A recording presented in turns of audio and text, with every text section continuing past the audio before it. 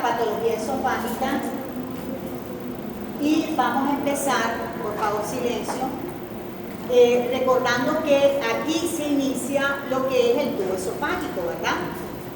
Perdón, el tubo digestivo con el tubo esofágico. El tubo esofágico se conecta en la parte superior con la boca y en la parte inferior, mediante el cardiac, con el estómago. Este tubo mide aproximadamente unos 25-28 centímetros de longitud, tiene una cavidad en su interior y tiene como función la peristalsis. ¿Qué es la peristalsis? El movimiento, ¿verdad? Este movimiento que va a ayudar a que el alimento que ha sido masticado y deglutido pase a través del lumen esofágico, ¿verdad? Y llegue al estómago para iniciar la digestión. Entonces, digamos que esa sería la función del tubo esofágico, ¿verdad? Esa peristalsis para ayudar a que ese alimento llegue al estómago y se inicie la digestión en ese estómago. Anatómicamente vamos a encontrar 4 porciones. Las porciones esofágicas son la porción cervical, esta que está por encima de las clavículas, la porción torácica superior que llega aquí hasta la parte media del tórax, torácica inferior hasta el nivel de las mamilas, y aquí no se ve, pero en este dibujo sí, tenemos el diafragma. Ustedes saben que el tubo esofágico atraviesa el diafragma y aquí vamos a encontrar el orificio diafragmático. Esta porción que queda debajo del diafragma se llama porción intraabdominal. Entonces repito, son 4 porciones. Porción cervical, torácica superior, torácica inferior y la intraabdominal. Esas son las 4 porciones anatómicas, pero desde el punto de vista histológico vamos a dividir el tubo esofágico en 3 porciones. ¿Esto para qué? Para poder localizar las enfermedades de acuerdo a la ubicación que le demos a nivel de estas 3 porciones. Entonces lo vamos a hacer basándonos en una estructura anatómica como es el diafragma y luego en una estructura que vamos a pasar imaginariamente que nos va a ayudar a que nos dé como una zona para separar una porción de la otra. Y es que pasaremos una línea horizontal por la parte media del tórax de esta forma. Y luego, aquí a la altura de las mamilas vamos a encontrar el diafragma. Mírenlo acá. Aquí el diafragma y por la parte media pasaremos una línea horizontal imaginaria. Esto nos va a dar como resultado 3 porciones. La porción que está por encima de la línea imaginaria, que lo vamos a denominar tercio superior. La porción que está por debajo del diafragma, por debajo de la línea imaginaria, y por encima del diafragma lo vamos a denominar tercio medio, y la porción que está por debajo del diafragma lo vamos a denominar tercio inferior. Repito, tercio superior, medio e inferior. ¿Queda claro? Entonces, a medida que vayamos viendo las enfermedades, yo les voy a decir, esta enfermedad se da en el tercio superior, o se da en el tercio medio, o se da en el tercio inferior. ¿Sí queda claro? Estas son las entidades que vamos a revisar a nivel esofágico. No sé si vamos a alcanzar a verlas todas hoy, no creo. Y vamos a empezar con estos casos. Miren, estos casos yo les voy a hacer primero una definición de lo que es una fístula y de lo que es una atresia. Y luego vamos a hablar de estos 5 casos que están expuestos aquí, que son casos de recién nacidos. Entonces, ¿qué es una atresia? Miren, aquí tenemos la tráquea con su bifurcación y el nacimiento de los 2 bronquios derecho e izquierdo, ¿verdad? Y esto que ustedes ven en rosado es el tubo esofágico. Aquí tenemos el tubo esofágico con atresia. ¿Cómo definimos la atresia? Es cuando una estructura tubular termina en saco ciego, no teniendo comunicación con el resto de la estructura tubular. Es decir, se pierde la continuidad de la estructura tubular. Y vamos a encontrar 2 extremos que no van a estar unidos. A veces podemos encontrar que pueden estar unidos, pero internamente el lumen no lo comunica. Es decir, pueden estar pegados a través de un cordón fibrótico, pero sin tener comunicación a través del lumen esofágico. ¿Queda claro? Entonces, reitero, ¿qué es la atresia? Es cuando una estructura tubular termina en saco ciego, mírenla aquí, no teniendo comunicación con el resto de la estructura tubular. La otra definición es una fístula. ¿Qué es una fístula? La fístula se define como una comunicación entre dos estructuras anatómicas cercanas.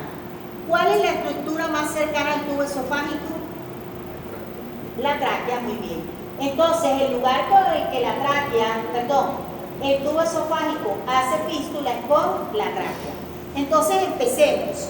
Estos son 5 casos de 5 recién nacidos.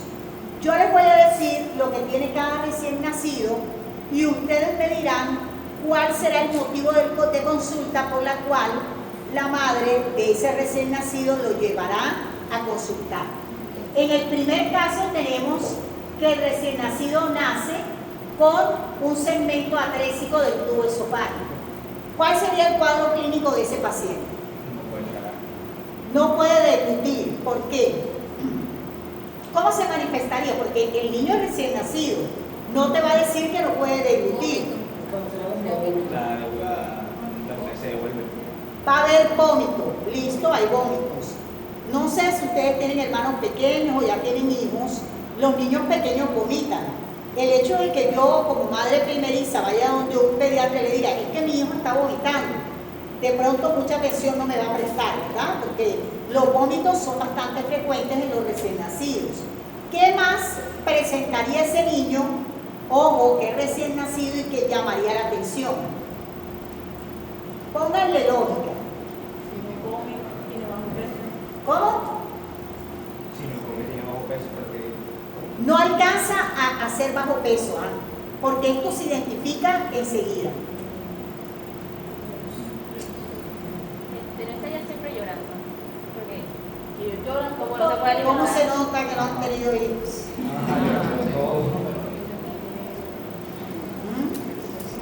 Los niños lloran. A veces, por supuesto, hay niños que se irritan, qué sé yo, más que otros, pero normalmente lloran bastante. Pónganle lógica. El alimento, oigan, entra por aquí. Aquí se queda. Entonces, ¿de qué va a haber ausencia? De las deposiciones. Imagínense un recién nacido que no haya hecho en la primera deposición, el mecónico. ¿No les parece alarmante eso? La mamá le decir, vea doctor, yo le he dado seno no sé cuántas veces y ha vomitado, pero no ha hecho deposición. Eso es alarmante. Lo cual quiere decir que no hay continuidad del tubo. Entonces revisemos causas de ano imperforado, causas de ausencia de las heces. Una, ano imperforado. Cuando el niño nace, ustedes saben que lo debe recibir un pediatra, ¿verdad? El pediatra debe revisar que todos los orificios de la economía corporal, incluyendo el ano, estén permeables, porque una de las principales causas de la ausencia de deposición es el ano imperforado. Eso lo descartamos, ¿verdad? Y en segundo lugar, un segmento atrésico esofágico, en este caso, ¿verdad? ¿Sí queda claro? Por supuesto, esto se confirma mediante un estudio endoscópico. Segundo caso, segmento atrésico superior con fístula inferior. Les adelanto que este niño tiene el mismo cuadro de esto, pero tiene algo más. ¿Qué será? Tiene dificultad respiratoria, ¿por qué? Puede ser que haya reflujo, acuérdense que para acá que queda el estómago, y puede ser que haya contenido gástrico que se regrese hacia la tráquea y haya reflujo, ¿verdad? Puede ser que eso ocurra. Muy bien. Fístula en H. Aquí ya olvídense del vómito, olvídense de que va a haber ausencia de deposiciones, ya eso se recupera. Pero ¿qué habrá aquí? Perfecto, pero ¿en qué momento? Al alimentarlo. ¿Qué se va a dar cuenta la mamá? Miren, la mamá se va a dar cuenta que cuando lo está alimentando el niño hace dificultad respiratoria. ¿Por qué? Presten atención. La leche viene por aquí, ¿verdad? ¿Y qué dijimos cuál era la función del tubo esofágico? La peristalsis. Al hacer el movimiento, el contenido lácteo, ¿qué va a hacer? Va a pasar por la fístula y va a ir hacia la tráquea. Entonces la mamá se va a dar cuenta que cuando lo está alimentando hace dificultad respiratoria. Fístula en H. En este caso es como una sumatoria de estos tres, porque aquí hay fístula y hay atresia. Entonces tendríamos todo lo que tenemos acá arriba. Y este último caso para mí es el peor. Miren, el alimento, la madre alimenta al niño y miren para dónde va el alimento directamente. Ese niño tiene una alta probabilidad de morirse. ¿Por qué? Porque puede hacer una neumonitis química, ¿sí? Porque la leche va a ir directo hacia la vía respiratoria. ¿Queda claro, jóvenes? Listo. A ver, vamos a definir una hernia, pero jóvenes, esta definición les va a servir para todas las hernias en forma general, no solamente para la hernia hiatal, que es la que les voy a definir ahora. ¿Qué son las hernias? Miren, hablamos de hernia cuando una estructura u órgano, oigan, estructura u órgano protruyen o entran a través de un orificio natural. Una hernia es cuando una estructura u órgano protruye o entra a través de un orificio natural. Vamos a situarnos a nivel del orificio diafragmático. ¿Qué ocurre cuando el paciente, que probablemente sea obeso, por el aumento de la presión intraabdominal, su estómago asciende, porque eso es normal en un paciente obeso, que por la presión este órgano ascienda y por supuesto el tercio inferior esofágico que queda debajo del diafragma también lo haga? Al ascender a través del orificio diafragmático, ¿qué va a ocurrir con esa porción de esófago que debiera estar debajo del diafragma? Pues va a generar un saco herniario, ¿sí lo ven? Va a generar el saco herniario porque el tubo esofágico va a quedar redundante por encima del diafragma y generará el saco. Yo no sé si ustedes han visto pacientes con hernias, pero las hernias, el paciente puede vivir toda su vida con una hernia, morirse de cualquier cosa menos de la hernia. Pero el problema es cuando la hernia se encarcela o se estrangula. ¿Qué quiere decir esto? Miren, esta hernia puede hacer esto y puede descender y volver a su sitio normal.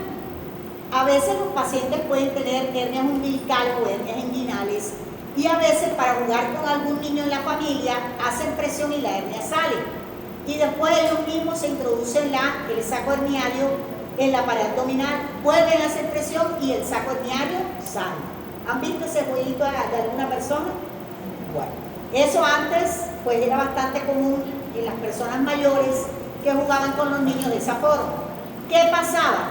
El saco herniario se inflamaba de tanto entrar, salir, se inflamaba y podía quedar atrapado a través del orificio, como esto, que este saco quede atrapado a través del orificio y no vuelva a su localización normal. Cuando el saco herniario queda atrapado, se le llama que está encarcelado, como si lo hubieran metido preso. Saco herniario encarcelado, ¿verdad? Está preso. Pero él va a querer volver a su sitio original, que en este caso es abajo, ¿verdad? Debajo del diafragma. El querer bajar va a generar un trastorno en la vascularización y no le va a permitir que la sangre cargada con oxígeno le llegue. Entonces se va a estrangular. En este momento, ese saco herniario se convierte en una urgencia quirúrgica. ¿Por qué? Porque el saco herniario va a morir, no le está llegando oxígeno. Se muere y ustedes saben que en nuestra economía corporal no puede existir ningún tejido muerto, ¿verdad? Porque se convierte en un foco infeccioso que se puede hacer generalizado. ¿Sí queda claro, jóvenes? Entonces las hernias se pueden estrangular y se pueden encarcelar, ¿sí? Divertículos. Lo que vamos a revisar en digestivo es que a lo largo del tubo digestivo hay varias localizaciones de los divertículos. Esta que estamos viendo es un ejemplo de un divertículo congénito. ¿Qué quiere decir eso? Que cuando el niño nace, nace con el divertículo. ¿Qué es un divertículo? Miren, el divertículo es un saco ciego que tiene puerta de entrada, pero no tiene puerta de salida. Y esa puerta de entrada me comunica con la luz del tubo esofágico. El divertículo esofágico se va a ubicar en el tercio superior esofágico. El divertículo esofágico se va a ubicar en el tercio superior. Y se me olvidó decirle dónde se ubican las hernias. Las hernias se ubican en el tercio inferior esofágico, ¿vieron? Las hernias en el tercio inferior esofágico, el divertículo en el tercio superior esofágico. ¿Qué va a ocurrir con ese divertículo? El divertículo se va a presentar como una triada clínica. ¿En qué consiste? El paciente va a tener halitosis o mal aliento. ¿Por qué? Miren, como esto se va a comunicar con el lumen esofágico, todo el alimento que pase por ahí, ¿qué va a hacer? Parte del alimento va a ir rellenando el divertículo y se va a ir quedando atrapado ahí. Con el paso de las horas y de los días, ¿qué le va a pasar al alimento? Se va a podrir, ¿verdad? Va a entrar en putrefacción. Pero además, el estarse llenando de alimento, ¿qué va a generar en el divertículo? Que aumente de tamaño. Entonces el paciente le va a decir, yo me siento una masa aquí en el cuello, sensación de masa a nivel cervical. Esa masa al crecer va a colapsar el lumen esofágico y él le va a decir, no puedo tragar. Entonces el paciente va a estar con disfagia, dificultad para deglutir. Entonces la triada es halitosis, disfagia y sensación de masa a nivel cervical.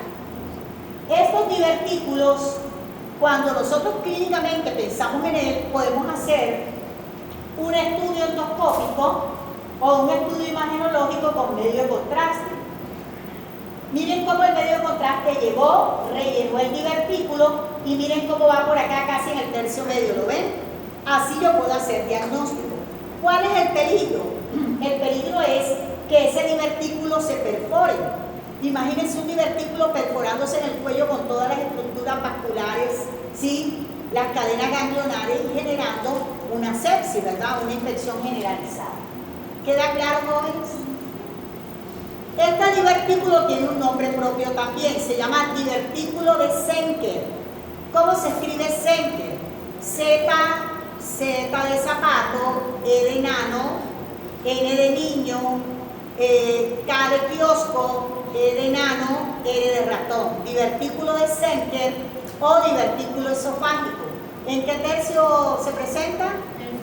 Tercio superior. Muy bien. Continuamos con las varices esofágicas. Las varices esofágicas son hemorroides, ¿se acuerdan? Son, vasos varicosos, igual que las hemorroides, igual que el varicocele, ¿se acuerdan? Es decir, igual que todos los vasos varicosos en la economía corporal. Pero, ¿dentro de qué contexto se dan estas varices? Miren, cuando un paciente tiene cirrosis hepática, sea porque el paciente consume mucho alcohol y el hígado se torne pequeño, retraído, con mucha fibrosis, con muchos nódulos, esta característica del hígado va a generar un aumento de presión en la porta. Ustedes saben que la porta lanza unas ramificaciones que van a nivel esplénico y a nivel del tercio inferior esofágico. Estas ramificaciones que vienen de la porta hacia el tercio inferior esofágico es lo que se va a convertir en varices esofágicas. Las varices esofágicas es una de las principales causas de las hemorragias de vía digestiva alta.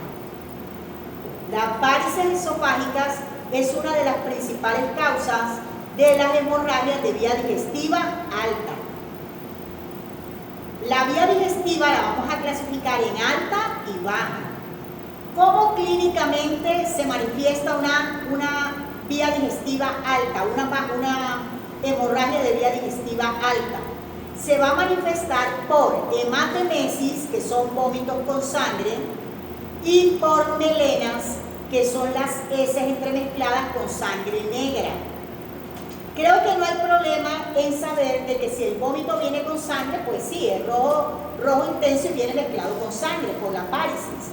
Pero si las heces vienen entremezcladas con sangre negra, ¿cuál es el significado? Porque vienen del mismo lugar, de las varices. Pero ¿por qué llega negra la sangre? Ha pasado por el estómago, se ha ingerido y se ha coagulado. Entonces cuando sale entremezclada con las heces y es de color negro. ¿Queda claro? ¿Sí? Entonces un paciente con hemorragia de vía digestiva alta, sea por varices o por cualquier otra causa, decimos que la causa de la hemorragia de vía digestiva alta va a estar entre la boca y el ángulo de Graves. ¿Dónde queda el ángulo de Graves? Queda después de la segunda porción del duodeno. Entonces, todo aquello que cause sangrado entre la boca y el ángulo de Graves va a generar hematemesis, que son vómitos con sangre roja intensa, y melenas, que son heces entremezcladas con sangre negra.